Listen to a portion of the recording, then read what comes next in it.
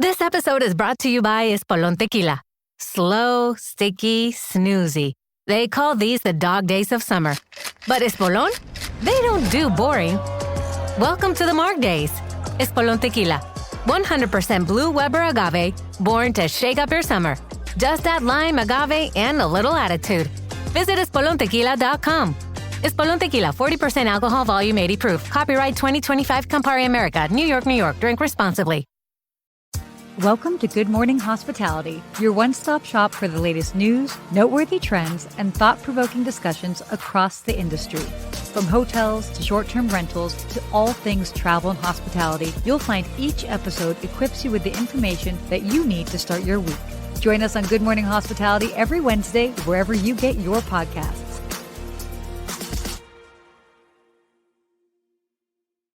And good morning. Good morning, Sarah. Woo! How you doing today? I'm doing well. How are you? I thought you would be in Paris or flying on a plane, but you made it back home.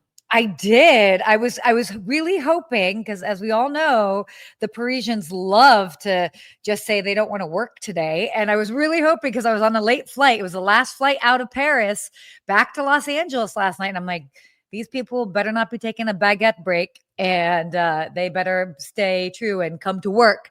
And they did. So I made it home late last night. It was great. I had no Wi-Fi on my plane. That was God, what century are you in? Oh my gosh. I mean, they prepped other people ahead of time. I did not get the notification, but that was, you know what, because of that, I ended up connecting with a lot of people on the plane. So that was a nice reminder of sometimes not having technology, allows us to just connect more in person. It's like no movies on the screens, nothing like that anywhere. No. Oh God. Oh no, we weren't raw dogging the flight. No, it was definitely like just making sure. It sounded like you were setting it up like you had to talk to other people. Oh my gosh. No, I wanted to talk to. I'm not. I haven't been watching many movies on planes lately. I've definitely been more of like I either do work or the next most productive thing that I can do if I'm not working is sleeping. And I slept. All right, that's good. So, yeah, I'm curious, viewers. Do you like when people talk to you on the plane? Are you a chatty person on the plane? I don't know. It's like got to be in the mood. Maybe it's because I'm this Gemini of me. Like sometimes I'm in the mood to talk. I'm like, don't even look at me. Don't talk to me. I have my headphones in. It depends on who it is. I was sitting next to a really nice lady, and she was probably a little bit older than my mom as far as age wise. And so with that, like, it's a very non-threatening, no commitment sort of conversation versus if it is a guy, like, as a female, like, you never know. You're like, I'm just trying to have a easy conversation. Next thing you know, they're like, hey, do you want to go out for drinks? I'm like, no. Sorry. Sorry. They're the heartbreaker out there. Oh my gosh. Breaking hearts on planes and Parisian streets around the world. I'm kidding. Yeah. So what was it like in Paris? I haven't been there in a while. How were the streets of Paris? Was anything crazy, normal? Love it? What was it great. like?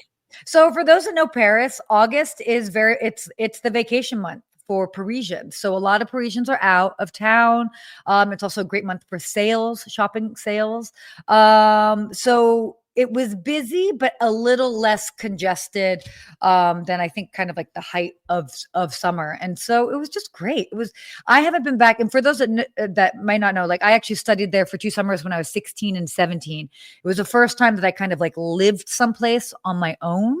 I did summer school there. So my mom took me there, and then she let me at this school. But I mean, I had free range. Like, it was like I was going around town. So it was the first metro I learned, the first city I learned. So there's a very special place for it in my heart. And it was just great. Just, the baguettes on the street and all that good stuff. I need to get back. I haven't been there in a while. Europe is on my list this coming year. I got some big plans to head on over there. Yeah. So. Right. We'll make a list of all these things. But Christelle is saying good morning. Good morning. Everyone back in Palm Beach. She loves the 10 a.m. versus 7 a.m. in LA. I agree with you. And she's a talker, depending on the person and the mood. All right. Same girl, same. You see? I agree. We're all the same. We're all very friendly. Yeah. But let us know where you're watching from. We'd love to see where you're tuning in from. We always love seeing all the different countries that are here. Don't be shy. Enter in a little comment here, and we'll give you a shout out on the show. Yes. But we got a lot of fun things to cover today. What do you think? Should we get into it?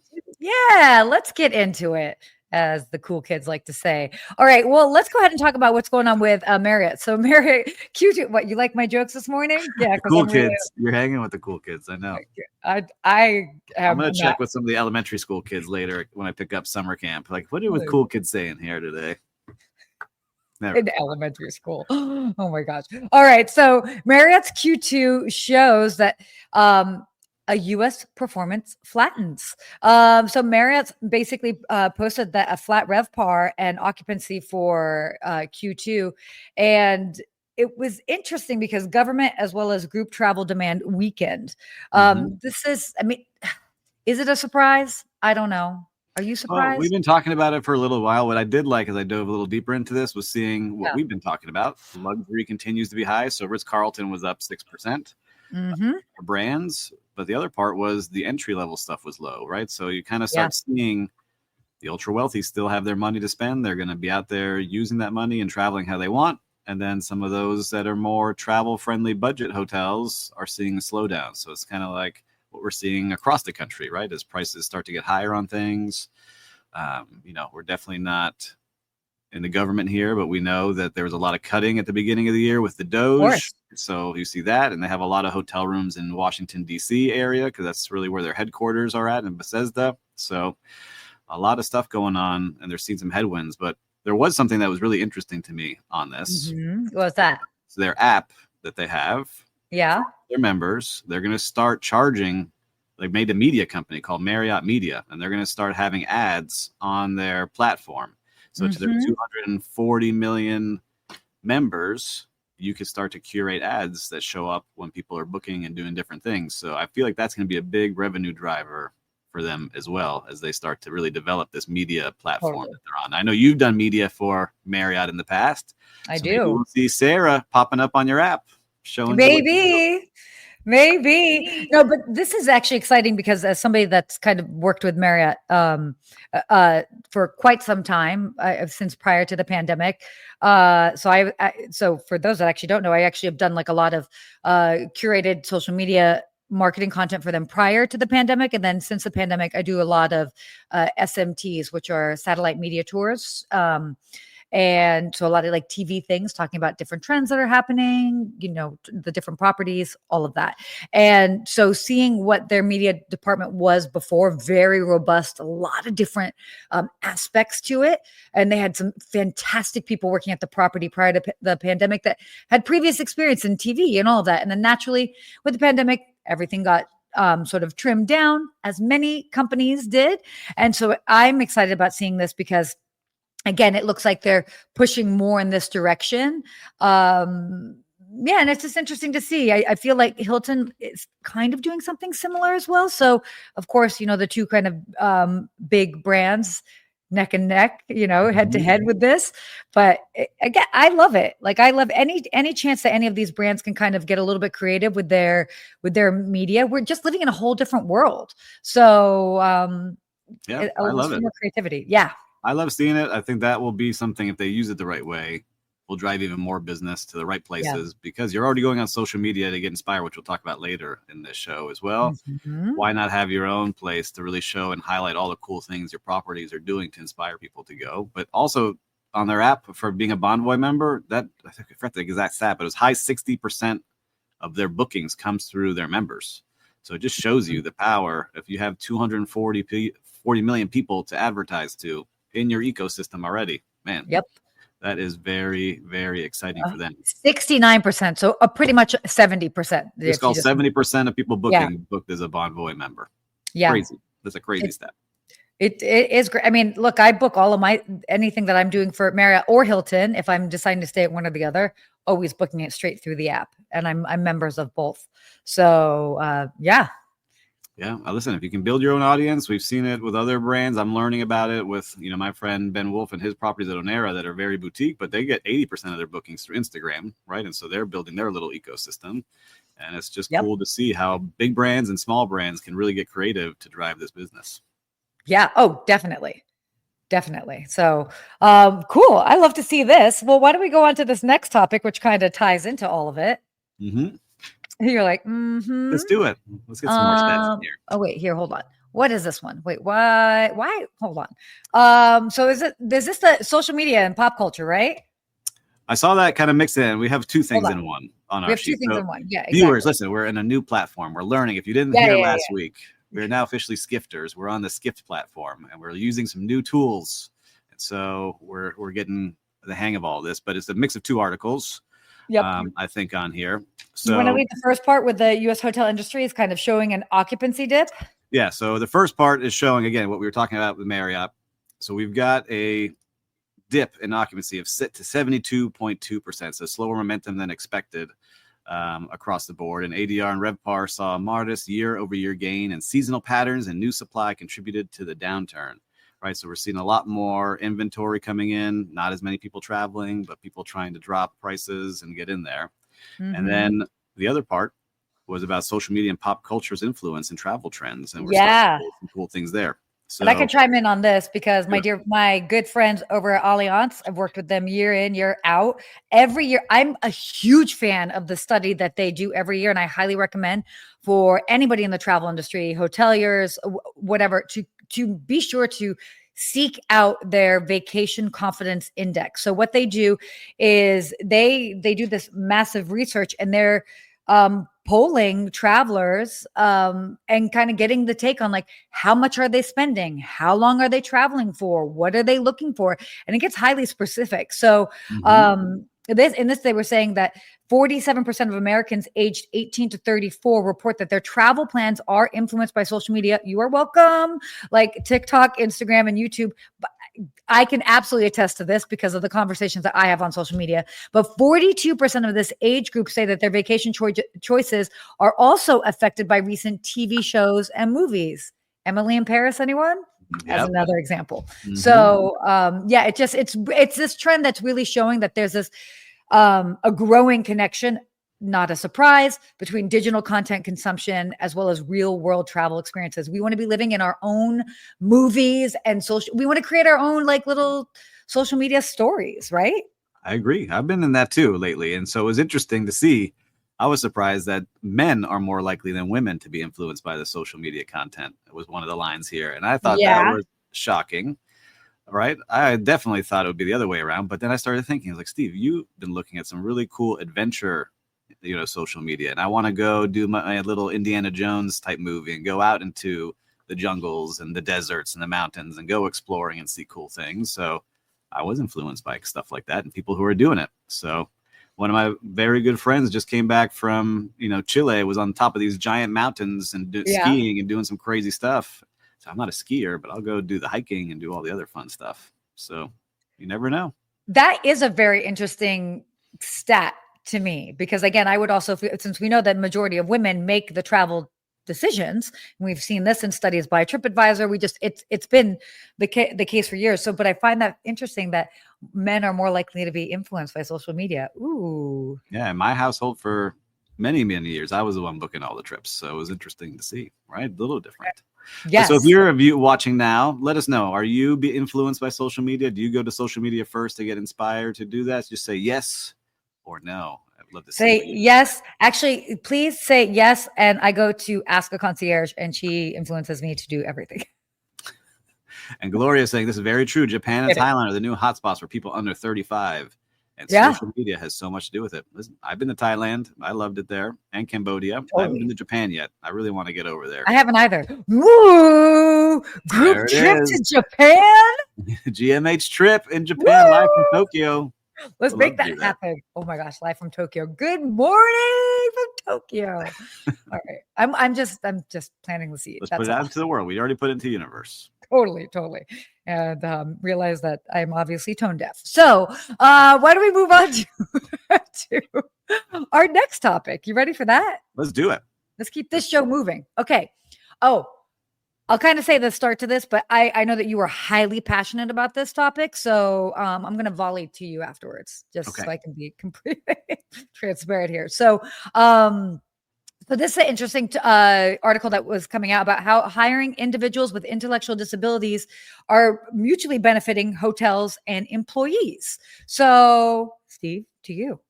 I will say this. Look, I love this this topic a lot, and it has a special place in my heart because ever since I started my hotel career, I got to work with the team at Best Buddies here in Miami Beach, where we would take individuals that really, have some kind of disabilities of all different kinds, and they would get put into our teams and would be really one of the highlights of our resort. And so when I worked at the pool and beach, we had team members that maybe hadn't had the opportunity to work other places that really would become stars, right? They would work so hard to be the best pool attendant or the best towel hut representative or be a great greeter. And I don't want to give their full names, but I can still see them in my mind with Craig and Linny and Eric.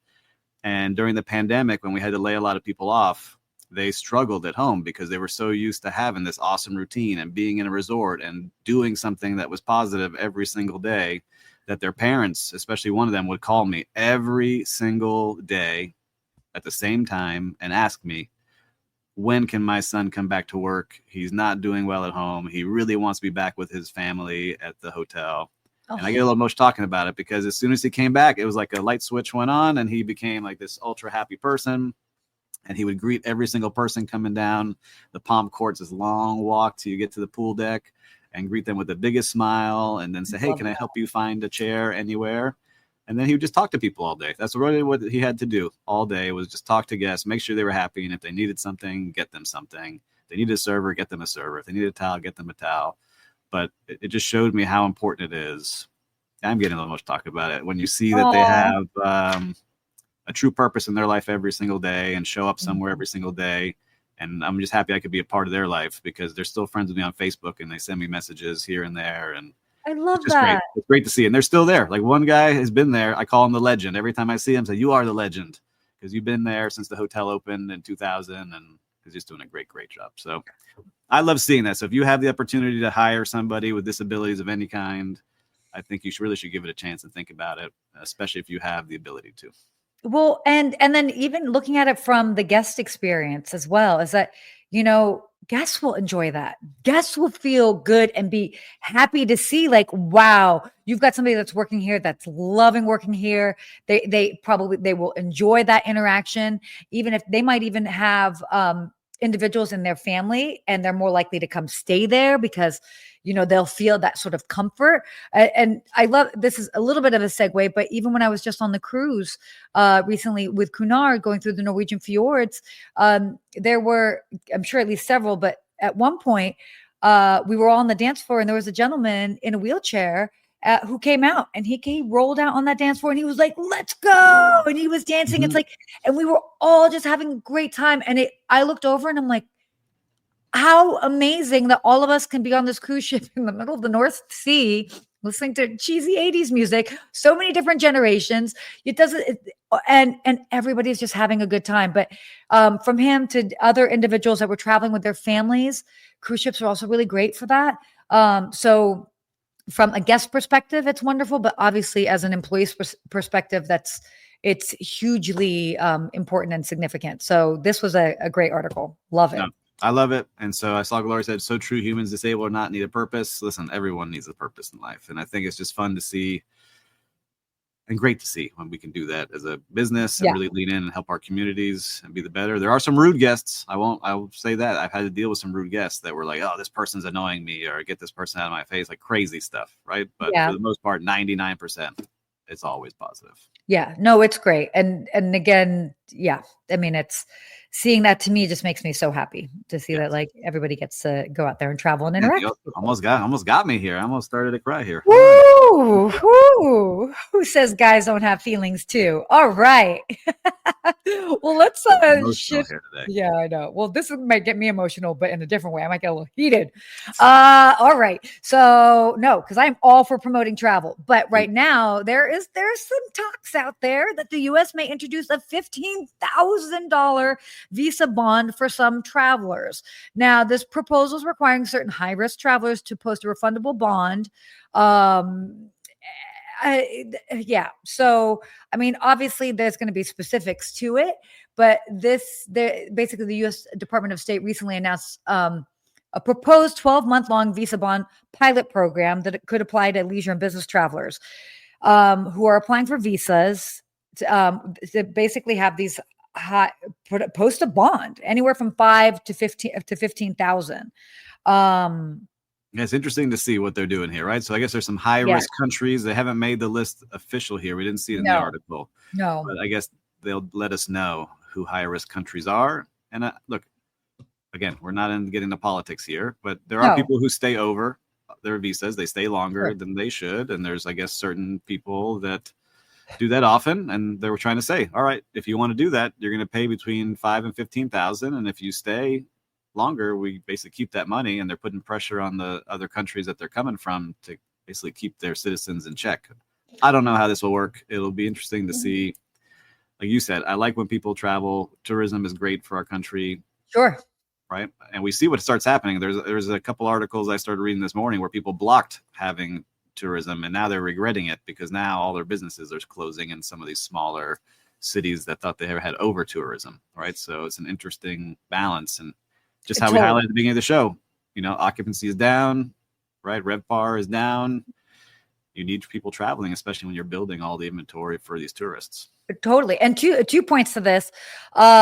One, as I have just been overseas, particularly in Europe over the past 2 weeks, and there were multiple comments that were made because obviously the moment I talk, they're like, "Oh, an American?" I'm like, give it away. Yeah, what was the vibe?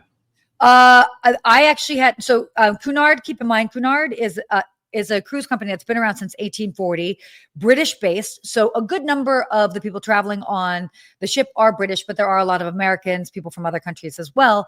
But I had a couple of British individuals say that we are actively looking to book cruises that do not go to any ports in the U.S. We don't even want to deal with it.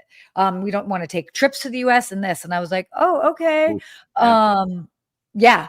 And adamant. And I mean, these are like conversations in passing while I'm in the elevator, like there's not chance to like get into a deep dive, but I from multiple sources. Also, as being somebody who, has always worked has worked in Beverly Hills, seeing like, especially in London and then in Paris, different groups of travelers where I would recognize that those type of individuals might be the individuals that would be normally in Beverly Hills. And we don't have them here right now. And it's like, oh, well, they're all in London right now, or they're all in Paris. Yeah. So that was really interesting to see. And then the other quick thing, I read in an article this week, and I think it was talking about India. And so if you're traveling from India to the US, and I don't know if this is current, so please correct me if I'm incorrect, but it was basically talking about how they would have to pay $500 per person, basically, for their visa to come to the U.S. So if you are from India and you're coming to the U.S. for a vacation, a family of 4, it's minimum $2,000 just to get into the United States. That just is that. That's not covering the flights or anything. Yeah. So, okay. I mean, we are very lucky as Americans that we don't have to deal with a lot of this for most of the countries that we go to, but this is a very real thing that is going on that I think that we as Americans don't necessarily realize until we're having the conversations with other individuals. Yeah, and you've been seeing it because you're in different countries, you're in different cruises. You're one of the few people in the world that gets to do this all the time and get to see how things are looked at differently. Yeah, because sometimes we're in our own bubble of what's going on. Yeah, but it's interesting, right? So if you think about any business, right? If you start talking about that business, you then tell a friend, and that friend tells another friend, right? They say like one person can influence hundreds of people. So totally, I would hate to see that start happening here, but I know that we as a country, we're always welcoming, hopefully, people. We have that mindset, and we want people coming to visit us. So absolutely, all right, it's challenging. All right, let's continue lighten up the mood here. Woo! Okay, wait. No, I am passionate about this. This one, I'm curious to see what you think. Oh, I'm so excited. Okay, so TSA hints at ending the 3-ounce liquid rule. Oh my gosh, I am so excited. For those that travel, you probably know that TSA always has a rule that currently liquids are limited to 3.4 ounces or less for carry-on bags. And this could potentially be the next big announcement. Now, as everybody knows that they stopped doing requiring you to take off your shoes. Now with liquids, this could be an interesting Speed it change. up. I'm excited to see where this goes. And Yes. I know my kids will be excited because our last flight that we went on, they took my kids' slime in the slime container. They're like, nope, too much slime. You can't take this on the plane. And they were like, what do you mean? Why are you taking away my slime? And the guy's like, you're not allowed to bring this on the plane. So that was my daughter asking. Yeah. Well, All because of liquids that. are also like, okay, that's all different things. It was this liquid, right? It was a slime. Yogurt. So anyhow, it's just funny to Yogurt is see a liquid. yogurt, water, like anything, a drink you can't bring in. So it's just interesting to see all the things that we've come to. Because I still remember, it's getting old now. When we could go to the airport, you just like walked in. You could walk up to the gate, right, and say goodbye to your family and friends. Like I still remember clear my grandparents coming and meeting us at the gate. Like you could just like walk in. You didn't need a ticket. You could just walk through and be there. So a lot has changed just in our lifetime. So I'm curious to see how the pendulum swings back just to get us through things faster. So we're not taking off our shoes and dumping our waters and all the other things that we do that keep us safe. And thank you to TSA. You have a hard job of screening everything. And I love arriving safe at places and not having to worry about getting attacked. So I guess it's a balance in all of this. And with technology, it gets better. Yeah, I mean, and basically why they're talking about this is they're exploring some new technologies, specific CT scanners that could create a more detailed 3D image. So that's how what they're kind of leaning into to help get us out of this this liquid rule. And they are exploring kind of this technology in some airports already, specifically London Gatwick right now. So we'll see. Yeah, I think they have now one in Miami that's very detailed because you don't have to take off your shoes. You don't take anything out of your bag. You just put it through. But then they're opening a lot of bags too. So let's see. Let's see how it goes. Yeah, I will have to say I was kind of dreading to go to Charles de Gaulle yesterday in Paris when I was leaving because they're known for, they always want, I think it's like one of the only airports that they insist on having all of your liquids in a clear plastic bag. And I have a travel bag. I've got lip gloss here. I've got like a roll-on deodorant here. I've got whatever it is. And it's not all in one plastic bag. And I was just like, if these guys, I'm also carrying a drone, a camera, whatever. And I was like, I really don't have time to go through all of this with security. And luckily they didn't make me pull everything out, but they have done that to me in the past. So it was nice to not. Yeah, I'm surprised I let your drone through. Oh, yeah, no, that's pretty good unless it's like just not let in the country. And nobody really kind of like argues with that anymore. But yeah, I'm always kind of skirting the limits there, but you know.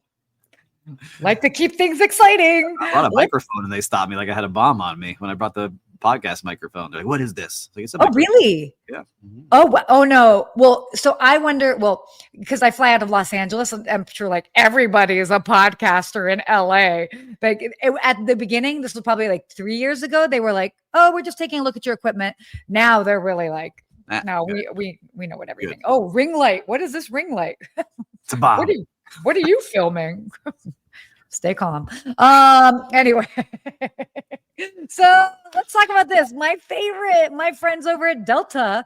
Whew, this was crazy. It's been interesting watching this. So basically Delta had proposed, or not proposed. They said that they are doing AI pricing, which kind of makes sense. But they had to really clarify this because they got a lot of backlash that and they've now had to clarify that they are not doing individualized prices based on personal data. So they announced that they were using AI technology to help them do pricing, which makes sense. And it's a very vague statement to make. Yeah. But then people were like, oh, are you then now using this AI technology to see like what my supposed net worth is or this or that, and then you're going to make me pay more money for the same flight as somebody else?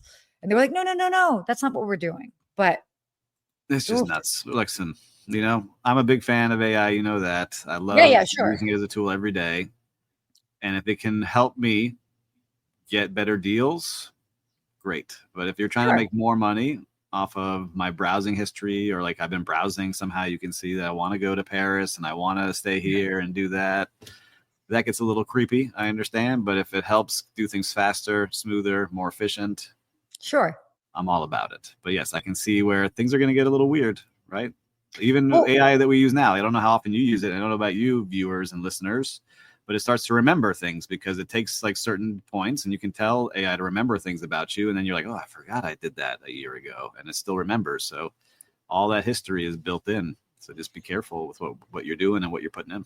yeah. Well, I mean, as soon as I heard the initial announcement, to me, I was just like, oh, they're just using AI to help with forecasting. Yeah, with forecasting, with pricing, Makes right? sense. Like they say, all right, Yeah. how much are we pacing ahead? Are we slowing down? Like we use that in hotels all the time. Like there's tools called Ideas that they use it for rooms. In vacation rental, there's a couple like Beyond Pricing and Wheelhouse. Like there's a bunch of tools that do this already, and I use Yeah. them every day. And I can promise you, it's not looking at anyone's net worth. It's just looking at overall demand, how the city is doing, Absolutely. how many units are available, right? So don't freak out, everybody. But maybe you never know, it's coming. Yeah. Our friends at Delta. Hopefully they play the game fair and square, which I think they will. Yeah, those are your friends. Go talk to them. Yeah. Hey, it's me. Um, well, wow. Those are kind of our big topics that we wanted to cover today. Big things, a lot of stats, some Yeah. fun news, uplifting news, some heavy news. Man, we covered a whole bunch today. Sentimental news. I hope you guys enjoyed this emotional journey that we took you It on. almost broke me. Almost broke me today. Whoa, well, can't wait till next week. Well, that being said, do you want to get to our real-time recap? What's Let's happening do in it. the streets? You were the one of- traveling the streets of like very exciting places. What did Yeah. you see out there? What did I see? So, well, this was kind of interesting as the hotel girl. I don't always stay in Airbnbs, totally not not opposed to them by any means, but it made sense in this particular case and stayed at this really lovely apartment in Paris and was great. I had a wonderful time. Their communication was fantastic. Everything was seamless. And it was just a nice reminder that not every trip has to be the same, as far as like the accommodations that you stay in. And it was a nice alternative way to just experience a city. So, I mean, we all know that we are big fans of short-term rentals and all sort of that sort of thing on this platform. But it was great to just have that sort of hospitality. And even though I didn't necessarily interact face to face with anybody, I still felt very welcomed there. So, All right, very shout out nice. to them. I love it. Well, I'm gonna do something a little different today. Are you going on a rant? No rant. Actually, I want to give a shout out to someone who doesn't even know I exist, but I like watching this person on YouTube. It's a YouTuber named Ryan Trahan, and he visited 50 states in 50 days and stayed in 50 Airbnbs. Okay. His goal was to find the coolest Airbnb, but he was doing all of this to raise money for St. Jude's, and his goal was $1 million. Yes. So basically, there's like little challenges each day, and people could donate to watch this YouTube channel, and every day a new video came out. So it went for 50 days. So basically, I watched it all summer, every day with my family. And he raised $11.4 million after 50 days for St. Jude. And he went to every state and had to do challenges with like random people in the streets. And it just showed you that there are so many kind and nice people everywhere in the country because he hit all 50 states in 50 days. And it really just shows you like, yeah, we see a lot of stuff on the news and big headlines of all the terrible things going on. Yeah. I love that this guy and his wife in this video went to all these states, and you could see how great people really are most of the time in day-to-day life. And so I think for any of you out there, we always talk about how we sign off the show. Stay hospitable. Use some of that hospitality to really, take care of others. And it was a great YouTube show that I enjoyed watching. So shout out to Ryan Trahan on what he accomplished. Yeah. Bring in that world of hospitality to YouTube. And I mean, I don't know his background, but I like that he might not even necessarily have a background in hospitality. Oh, he doesn't know. Yeah. So he's a 26-year-old guy and created his YouTube channel a couple of years ago. And now he has like 30 million subscribers and does cool things. And this was really cool to watch. Love that.